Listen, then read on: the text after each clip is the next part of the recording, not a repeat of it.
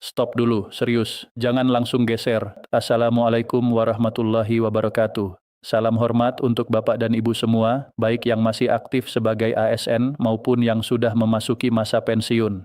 Senang sekali bisa kembali menyapa Bapak dan Ibu di channel ini, tempat kita ngobrol santai tapi isinya penting semua. Tempat kita berbagi informasi, update terbaru, dan hal-hal yang memang dekat banget dengan kehidupan ASN dan para pensiunan di seluruh Indonesia. Semoga Bapak dan Ibu semua selalu diberi kesehatan, dimudahkan segala urusan, dan dilancarkan rezekinya setiap hari.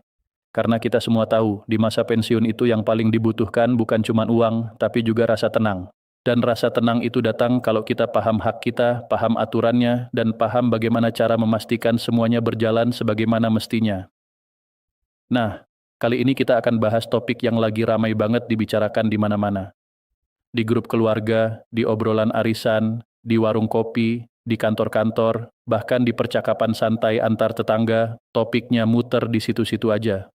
Soal uang pesangon pensiunan terbaru, terutama buat golongan 3 dan golongan 4, lalu soal kenaikan gaji ASN dan pensiunan tahun 2026, dan juga soal rapel yang bikin banyak orang penasaran. Banyak yang ngomongin, tapi sayangnya enggak semua orang punya informasi yang utuh. Ada yang taunya cuma bagian yang enak didengar, ada yang pahamnya salah, dan ada juga yang terlalu cepat percaya padahal sumbernya belum tentu jelas.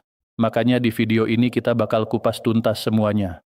Kita bahas pelan-pelan, dari dasar hukumnya, siapa yang berhak, bagaimana sistemnya berjalan, sampai hal-hal kecil yang sering dianggap remeh, padahal justru bisa jadi masalah besar kalau diabaikan. Jadi begini, ketika seorang ASN sudah menyelesaikan masa tugasnya, statusnya memang berubah menjadi pensiunan. Tapi itu bukan berarti hubungan dengan negara selesai begitu saja. Justru, di titik itulah negara tetap punya tanggung jawab untuk memberikan hak sebagai bentuk penghargaan atas pengabdian yang sudah diberikan selama bertahun-tahun. Jadi jangan sampai ada yang berpikir bahwa setelah pensiun, semuanya putus total. Tidak seperti itu. Ada hak yang tetap melekat, ada kewajiban negara yang tetap berjalan, dan salah satu bentuknya adalah pemberian uang pensiun bulanan, serta hak lain seperti pesangon sesuai aturan yang berlaku. Jadi ini bukan sekadar pemberian biasa, ini bukan uang yang muncul karena belas kasihan, ini adalah hak yang memang sudah diatur dalam sistem resmi.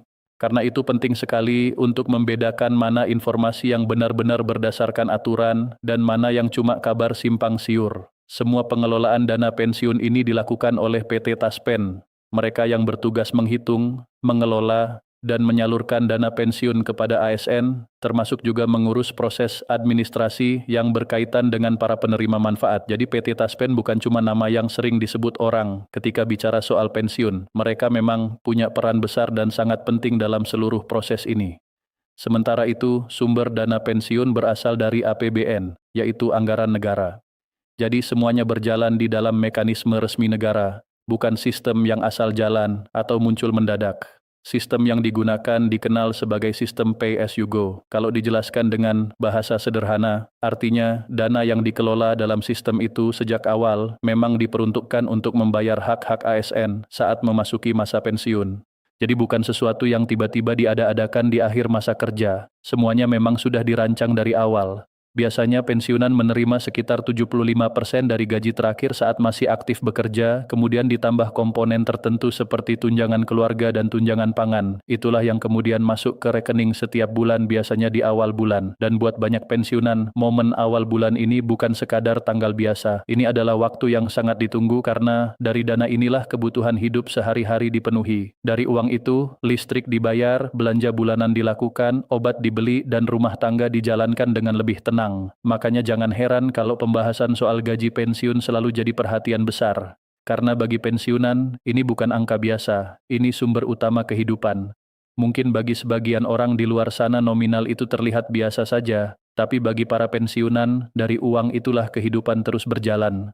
Sekarang kita masuk ke bagian yang paling ditunggu-tunggu, yaitu rincian untuk golongan 3 dan golongan 4. Kenapa dua golongan ini selalu jadi sorotan? Karena jumlah ASN dan pensiunan di kelompok ini cukup besar, dan banyak yang ingin tahu sebetulnya berapa kisaran hak yang diterima. Untuk golongan 3, mulai dari 3A sampai 3D, nominal yang diterima bervariasi tergantung masa kerja dan jabatan terakhir. Semakin panjang masa kerja dan semakin tinggi posisi terakhir, tentu hasil perhitungannya juga bisa berbeda. Secara umum, untuk yang tertinggi di golongan 3D, jumlah pensiun bisa mencapai sekitar 4 juta per bulan. Tentu saja angka ini bisa berbeda pada masing-masing orang tergantung kondisi dan komponen yang dihitung, tapi kisaran itu yang sering menjadi gambaran umum di masyarakat. Sementara itu, untuk golongan 4, mulai dari 4A sampai 4E, nominalnya lebih tinggi lagi. Bahkan untuk level tertinggi, yaitu 4E, jumlah pensiun bisa mendekati 5 juta per bulan. Buat sebagian orang, mungkin angka ini terdengar seperti angka biasa, tapi bagi pensiunan, itu adalah nafas hidup. Dari uang itulah kebutuhan rumah tangga dipenuhi, biaya kesehatan ditanggung, dan rasa aman itu dijaga. Kalau dipikir-pikir, masa pensiun itu memang bukan masa yang otomatis selalu ringan. Banyak orang dari luar mengira setelah pensiun hidup jadi santai, padahal kenyataannya enggak sesederhana itu. Kebutuhan tetap ada, harga kebutuhan pokok naik, tagihan bulanan tetap datang, biaya kesehatan justru sering lebih besar. Dan di usia seperti itu, rasa aman secara finansial jadi sesuatu yang sangat penting. Maka ketika muncul pembahasan soal kenaikan gaji, soal rapel, soal penyesuaian, atau soal pesangon, wajar kalau banyak orang langsung tertarik, karena ini bukan sekadar urusan administrasi, ini urusan dapur, urusan kesehatan, urusan kehidupan sehari-hari. Nah, sekarang kita masuk ke topik yang paling sering bikin grup WhatsApp heboh, yaitu soal kenaikan gaji tahun 2026 dan rapel. Kenapa isu ini ramai banget? Karena ada pembahasan bahwa untuk beberapa kelompok, kenaikan yang terjadi bisa cukup signifikan. Ada yang menyebutkan bisa mencapai 20-60%. Mendengar angka seperti itu, tentu saja banyak orang langsung bereaksi. Ada yang senang, ada yang penuh harapan, ada yang langsung membayangkan penghasilan bulanannya bakal naik besar. Tapi justru disinilah kita harus tenang. Jangan sampai angka besar yang terdengar manis bikin kita terlalu cepat menyimpulkan sesuatu. Kita harus pahami dulu konteksnya, mekanismenya, dan bagaimana prosesnya berjalan. Karena dalam urusan hak-hak seperti ini, yang paling aman adalah optimis tapi tetap hati-hati. Biar lebih mudah dibayangkan, kita pakai contoh sederhana. Misalnya ada seorang pensiunan dengan masa kerja yang panjang. Sebelum ada penyesuaian, dia mungkin menerima sekitar 3 juta sampai 5 juta per bulan tergantung golongan dan komponen lain. Nah, setelah ada penyesuaian, jumlah itu bisa naik dan terasa cukup signifikan. Buat banyak keluarga, tambahan sekian ratus ribu atau lebih, itu bukan hal kecil. Tambahan itu bisa berarti belanja bulanan jadi lebih aman. Biaya listrik tidak terlalu menekan, obat rutin bisa dibeli tanpa harus menunda, atau bahkan masih bisa bantu anak dan cucu tanpa merasa terlalu berat. Jadi benar, kenaikan itu bukan cuma soal angka di kertas, dampaknya nyata dalam kehidupan sehari-hari, bisa mengubah rasa cemas jadi sedikit lebih lega, bisa membuat hidup di masa tua terasa lebih layak. Tapi sekarang kita sampai ke bagian yang paling sering salah dipahami, yaitu rapel. Banyak orang dengar kata rapel lalu langsung membayangkan itu bonus, hadiah tambahan, atau uang kejutan dari pemerintah. Padahal rapel bukan seperti itu. Rapel itu pada dasarnya adalah pembayaran atas kekurangan dari bulan-bulan sebelumnya yang seharusnya sudah diterima, tetapi baru dibayarkan sekarang. Jadi bukan uang baru yang muncul tanpa dasar. Misalnya begini, kalau kenaikan sebenarnya sudah berlaku sejak Januari, tapi pencairannya baru dilakukan pada April, berarti ada selisih untuk Januari, Februari, dan Maret yang belum dibayarkan dengan nilai baru. Nah, selisih itulah yang dibayarkan sekaligus. Itulah yang disebut rapel. Karena dibayarkan sekaligus jumlahnya bisa terasa besar, dan itulah kenapa banyak orang kaget sekaligus senang saat melihat nominal yang masuk ke rekening lebih banyak dari biasanya. Tetapi disinilah ada satu hal yang sering banget dilupakan, padahal justru paling krusial, yaitu data. Iya, data. Hal yang sering dianggap sepele, yang kadang bikin orang malas ngurus, justru bisa menentukan apakah pembayaran berjalan lancar atau malah menimbulkan masalah. PT Taspen sudah memberikan penekanan yang jelas bahwa kalau data tidak valid, tidak sesuai, atau tidak diperbarui, maka pembayaran bisa dianggap bermasalah. Bahkan dalam kondisi tertentu, uang yang sudah masuk bisa diminta kembali. Coba bayangkan situasi seperti itu. Uang sudah masuk, mungkin sudah dipakai untuk kebutuhan rumah tangga, mungkin sudah dipakai untuk bayar listrik, beli obat, atau membantu keluarga. Lalu tiba-tiba muncul persoalan bahwa pembayaran dianggap tidak sah karena data bermasalah. Akhirnya uang itu harus dikembalikan. Dan jumlahnya bukan sedikit, bisa jutaan, bahkan puluhan juta rupiah. Tentu ini bukan hal yang diinginkan siapapun. Makanya sebelum sibuk membayangkan uang itu mau dipakai untuk apa, hal paling penting justru memastikan bahwa semua data sudah benar.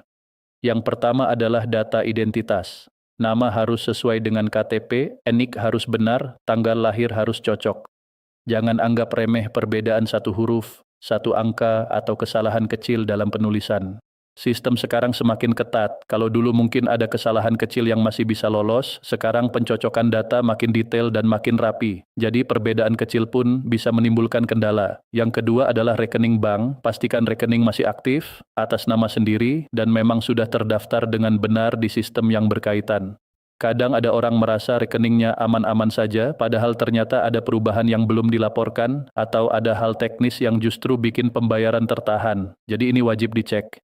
Yang ketiga adalah status keluarga. Ini juga penting banget karena berkaitan dengan tunjangan. Kalau ada perubahan seperti pasangan meninggal dunia, anak sudah tidak menjadi tanggungan, atau perubahan lain dalam keluarga, semuanya harus dilaporkan. Kalau tidak, bisa terjadi salah pembayaran. Dan kalau sudah terjadi, proses memperbaikinya biasanya tidak mudah dan tidak cepat. Jadi intinya, jangan cuma fokus pada pertanyaan, saya dapat berapa? Pertanyaan yang sama pentingnya adalah, apakah data saya sudah benar? Apakah semua informasi saya di sistem sudah sesuai? Apakah ada perubahan yang belum saya laporkan?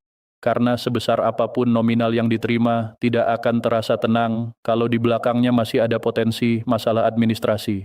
Disinilah banyak orang keliru. Mereka terlalu semangat menunggu angka, tapi lupa menyiapkan hal-hal yang justru jadi fondasi agar pembayaran itu aman. Kalau kita lihat lebih luas, tujuan dari kebijakan soal pensiun, pesangon, kenaikan, dan rapel ini sebenarnya sangat baik. Tujuannya adalah meningkatkan kesejahteraan ASN dan para pensiunan, memberi penghargaan atas pengabdian panjang, dan membantu mereka menjalani masa tua dengan lebih layak. Tapi kebijakan yang baik tetap harus dijalankan sesuai aturan. Nggak bisa hanya mengandalkan kabar dari mulut ke mulut. Nggak bisa cuma percaya karena video pendek atau pesan berantai terdengar meyakinkan. Yang paling penting tetap satu, yaitu cek ke sumber resmi dan pastikan data pribadi selalu diperbarui. Buat Bapak dan Ibu yang masih aktif sebagai ASN, pembahasan ini juga penting banget. Jangan mengira urusan seperti ini masih jauh. Justru semakin cepat dipahami, semakin siap nanti ketika waktunya tiba. Banyak orang baru panik menjelang masa pensiun karena merasa belum tahu apa-apa. Padahal ketenangan di masa pensiun itu enggak datang mendadak. Itu disiapkan dari jauh-jauh hari. Disiapkan dengan pemahaman, dengan ketelitian, dan dengan kebiasaan menjaga dokumen serta data tetap rapi. Jadi kalau sekarang masih aktif, justru ini waktu yang pas untuk mulai memahami semuanya. Supaya nanti ketika waktunya datang, Bapak dan Ibu enggak bingung, enggak panik, dan enggak mudah termakan informasi yang simpang siur. Dan buat Bapak Ibu yang sudah pensiun, jangan merasa urusan administrasi itu merepotkan lalu dibiarkan. Justru di masa pensiun, kerapian data adalah bagian dari perlindungan diri. Dengan data yang rapi, hak lebih aman. Dengan data yang benar, proses lebih lancar. Dengan data yang selalu diperbarui, risiko salah bayar atau masalah administrasi bisa ditekan. Jadi ini bukan sekadar urusan berkas, tapi urusan menjaga ketenangan hidup. Karena yang paling bikin capek itu bukan cuman kalau uang telat masuk, tapi kalau masalah administrasi muncul justru saat kebutuhan sedang banyak-banyaknya. Kalau kita simpulkan dengan bahasa sederhana, begini, uang pensiun dan pesangon itu hak, bukan belas kasihan. Kenaikan dan rapel itu bisa sangat membantu, tapi bukan berarti kita boleh lalai terhadap aturan. Nominal memang penting, tapi validitas data jauh lebih penting dari yang banyak orang kira. Dan sumber resmi harus selalu jadi pegangan utama. Bukan informasi yang cuma ramai tapi belum tentu benar. Jadi saat mendengar kabar soal uang pesangon pensiunan terbaru, khususnya untuk golongan 3 dan golongan 4, lalu soal kenaikan gaji ASN dan pensiunan di tahun 2026, serta soal rapel, jangan langsung terbawa suasana. Jangan langsung hanya berpikir soal jumlah uang yang akan masuk, tapi pikirkan juga apakah prosesnya sudah aman, apakah datanya sudah benar, dan apakah semua informasi yang diterima memang berasal dari sumber yang bisa dipercaya. Karena pada akhirnya, yang membuat seseorang tenang di masa pensiun bukan cuma besar kecilnya angka yang diterima, tapi juga seberapa paham dia terhadap haknya sendiri. Ada orang yang mungkin nominalnya tidak terlalu besar, tapi hidupnya lebih tenang karena semua datanya rapi, pengeluarannya tertata, dan dia tahu apa yang harus dilakukan. Sebaliknya, ada juga orang yang justru terus was-was bukan karena haknya kecil, tapi karena informasinya simpang siur dan dia sendiri belum memastikan semuanya secara jelas. Maka edukasi seperti ini penting banget. Bukan cuma untuk menambah pengetahuan, tapi juga untuk menjaga agar Bapak dan Ibu tidak salah langkah. Jadi mulai sekarang, biasakan untuk tidak cuma jadi pendengar informasi, tapi juga jadi orang yang teliti. Kalau ada perubahan data, segera laporkan. Kalau ada kabar besar yang terdengar terlalu heboh, tahan dulu, cek dulu, jangan langsung percaya, jangan langsung panik, jangan juga langsung terlalu euforia. Dalam urusan hak-hak seperti ini, tenang dan teliti itu jauh lebih menyelamatkan daripada buru-buru mengambil kesimpulan. Apalagi sekarang informasi menyebar cepat sekali. Kadang judulnya bombastis, isinya belum tentu lengkap. Kadang kalimatnya meyakinkan, tapi konteksnya tidak jelas. Nah, di situ kita harus pintar menyaring. Semoga penjelasan ini bisa membantu Bapak dan Ibu semua untuk lebih memahami gambaran soal uang pesangon pensiunan terbaru, terutama untuk golongan 3 dan golongan 4, lalu soal kenaikan gaji ASN dan pensiunan di tahun 2026, dan juga soal rapel yang sering bikin salah paham. Jangan sampai ada hak yang terlewat hanya karena informasinya salah. Jangan sampai ada uang yang sudah masuk justru jadi masalah karena data belum benar.